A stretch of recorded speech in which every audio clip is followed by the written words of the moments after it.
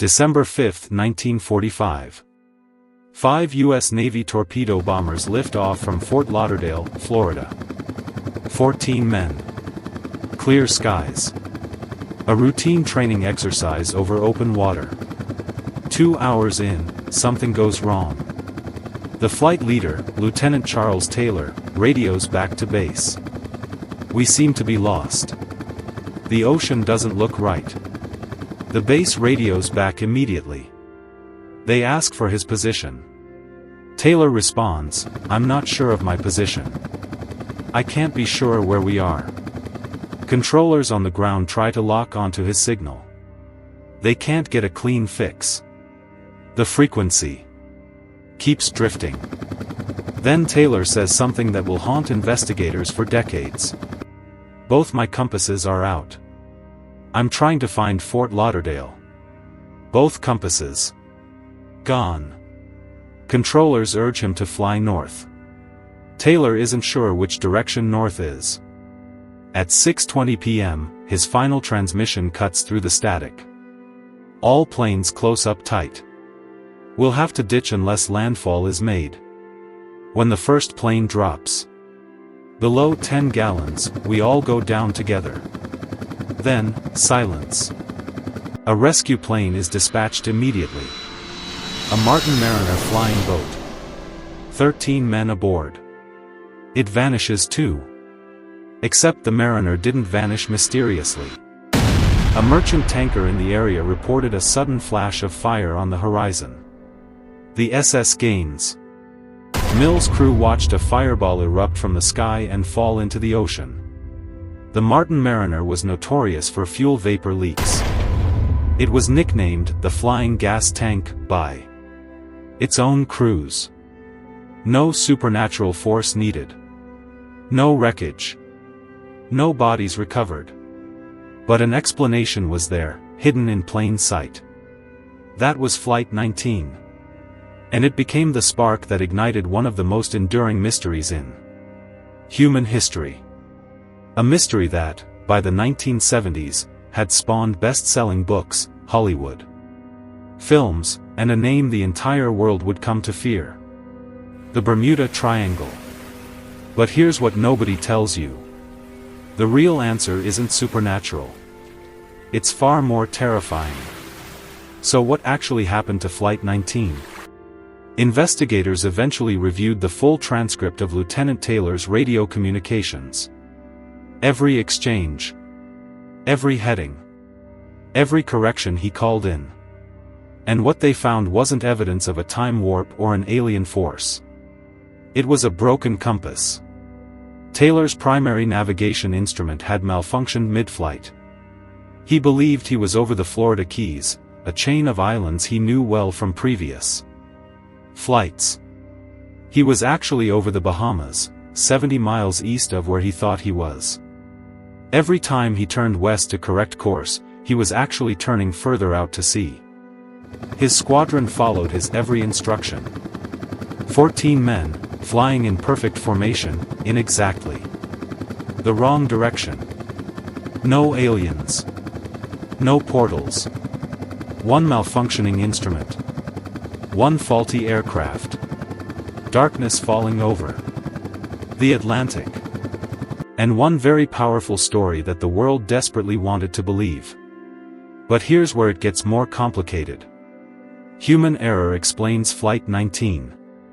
A broken compass explains a propeller plane from 1945. But what about the massive steel cargo ships that didn't have broken compasses? What about the vessels with full crews, modern instruments, and no mechanical faults, that simply never arrived? To understand that, we have to look at the terrifying physical forces of the ocean itself. Because the Bermuda Triangle doesn't need myths. It has something far worse. Let's start with something most people have never heard of. The Agonic Line. Here's something your school geography class probably never taught you. When you hold a compass, the needle doesn't point to the geographic North Pole, the top of the Earth on a map. It points to the magnetic North Pole, a shifting point located in the Canadian Arctic, hundreds of miles away from true north. That gap between where the compass points and where true north actually sits, that's called magnetic declination. And it's different in every location on Earth. In London, the declination is about 2 degrees west. In Los Angeles, it's about 12 degrees east. Every navigator in the world learns to calculate this offset and correct for it before plotting a course. It's basic. It's taught on day 1. But the agonic line breaks that rule entirely. The agonic line is a meridian, a north-to-south line running across the Earth's surface, where magnetic north and true north happen to be in perfect alignment. Zero declination. No offset. No correction required. In the 1940s and 50s, that line ran directly through the Bermuda Triangle. Here's the fatal problem. A pilot trained anywhere else on Earth learns to apply a declination correction constantly. It becomes muscle memory. Automatic. Now put that same pilot inside the agonic zone, where no correction is needed, and he keeps applying the correction anyway. He's not making a mistake. He's following his training perfectly.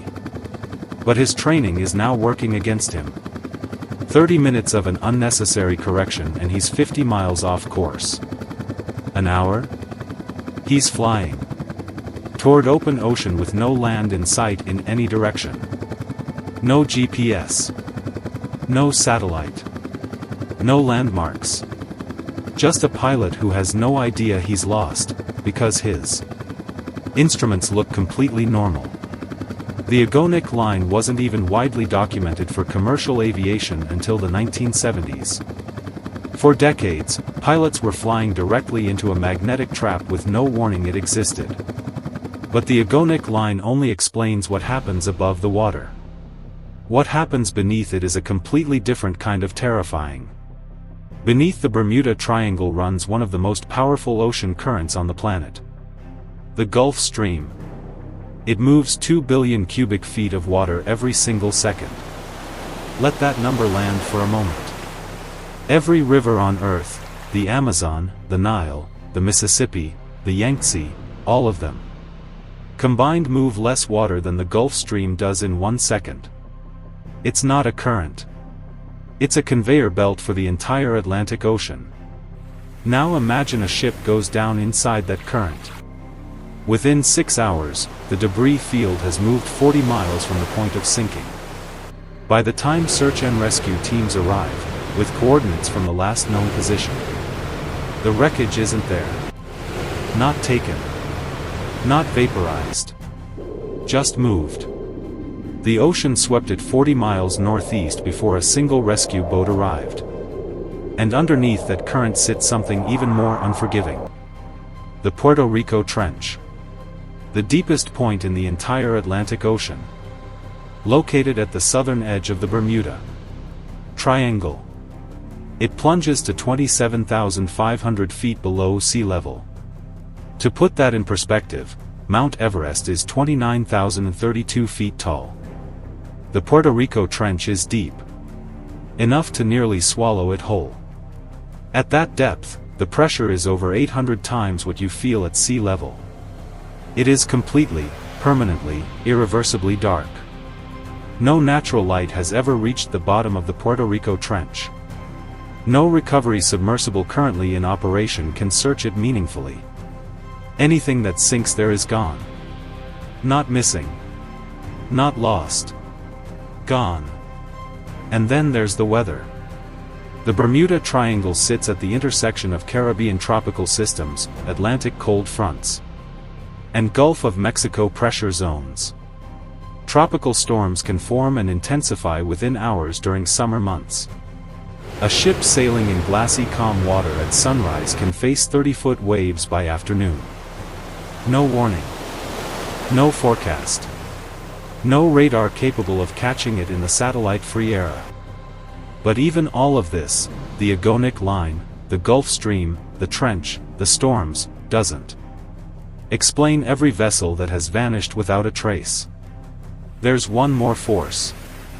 And it might be the single most terrifying thing the ocean produces. Because some of these ships weren't lost to storms. They were hit by something the ocean creates entirely on its own. For most of the 20th century, sailors reported them. Walls of water. 90 feet tall. Materializing from calm seas without warning. Scientists dismissed them as hallucinations. Sailor mythology. They called them rogue waves. Then, on New Year's Day 1995, the Dropner oil platform off the coast of Norway recorded something that should have been impossible. Sensors on the platform documented an 84-foot wave that appeared from a calm sea, struck the rig, and was gone in seconds. For the first time in recorded history, a rogue wave was captured by scientific instruments. The science community had to rewrite the textbooks. Here's the physics of how it happens. At any moment, the ocean's surface isn't one wave. It's dozens of overlapping wave systems.